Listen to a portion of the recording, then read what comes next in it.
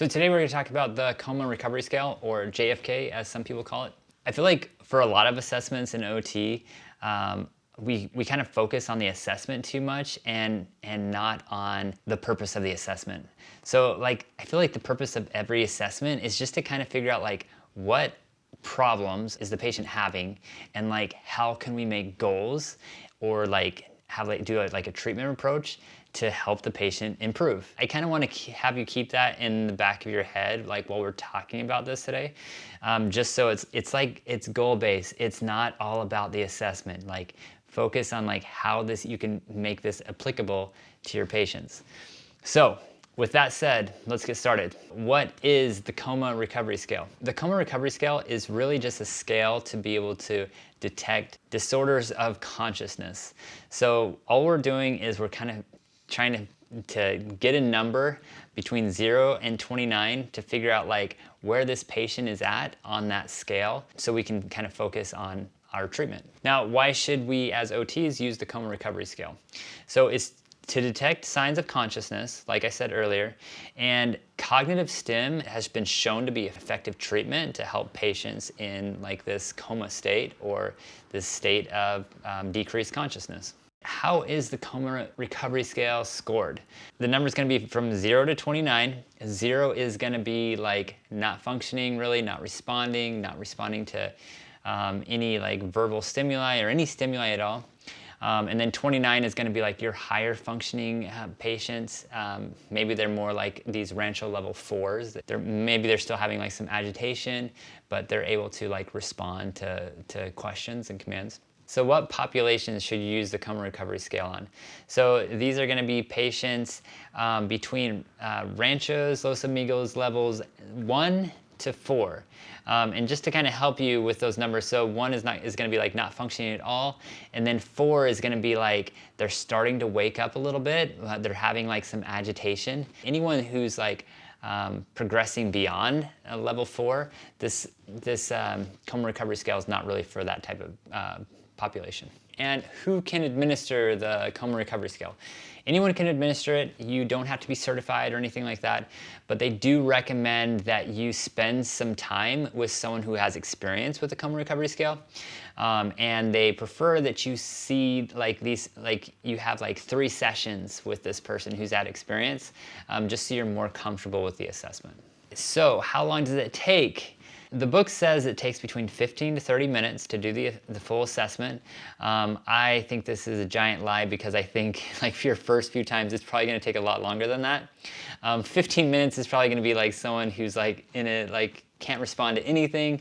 You're just going to be at 0, 0, 0 for like pretty much everything on the scale. And then 30 minutes, it's probably going to be like 30 to 45 minutes for these patients that you're really going to have to like think about which number you're going to give them to score them on the scale. And how do you use the coma recovery scale for acute care? So like this is the meat of what I'm trying to tell you today. So I would say like ideally you want to be able to do the full assessment in acute care. If you can speed it up to be able to do it within 15 to 30 minutes, like that's great.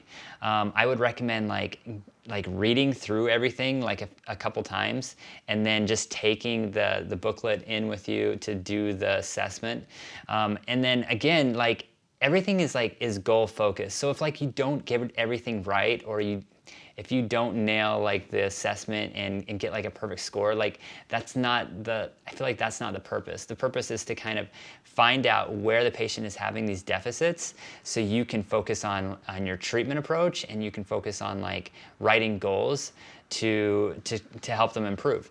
Also, like if you're just starting out and you've just done this, like you're using the JFK the first time ever, just take in the scoring sheet. Don't even take anything else. Just take in the scoring sheet the first time, and then just go through everything with the scoring sheet. Like I think it's like 6 domains, and try to figure out like, is this patient having issues with communication? Is there auditory issues? Just go through those domains and see like what areas the patient's like struggling with. And I feel like that's just a good way to kind of introduce you to the recovery scale, so you can feel more comfortable with it. Because I feel like a lot of times we focus on like the assessment more than like the treatment, and I feel like it should be the other way around. I use the MOCA, and if you look through the MOCA, there's like a whole bunch of different domains of like cognition. And then if the patient is having issues with executive functioning, like I'm gonna write a goal to like address executive functioning. And the same is for the JFK assessment. All the goals are in the assessment. So like if you just look at the domains and look at like each level. For example, like if you look at the very top of the assessment, it's going to say auditory function scale. So you're gonna assess everything in this auditory function scale, and then wherever they're having issues, like that's your goal. So if the patient is having difficulty with localization to sound, you write a goal for localization of sound. It's pretty self-explanatory. You don't have to create these super difficult goals. You're just focusing on like where they're having difficulty. If the patient is having difficulty with object manipulation, you're obviously going to be working on coordination activities to improve their ability to manipulate an object. Let's say the patient has like oromotor or verbal function issues. Say they scored like a 1 of oral reflexive movement. So you're probably going to provide some stimuli like a swab or a toothbrush or something, and just kind of re-educate them in a way to these different stimuli to kind of help them to improve in oral motor. So really your goals are your domains. Like anything that you want to help the patient improve is just kind of written here with whatever issue they're having. So I would say focus on that as your treatment approach, and don't get too bogged down by how difficult the assessment is. All right, so that's the JFK recovery scale.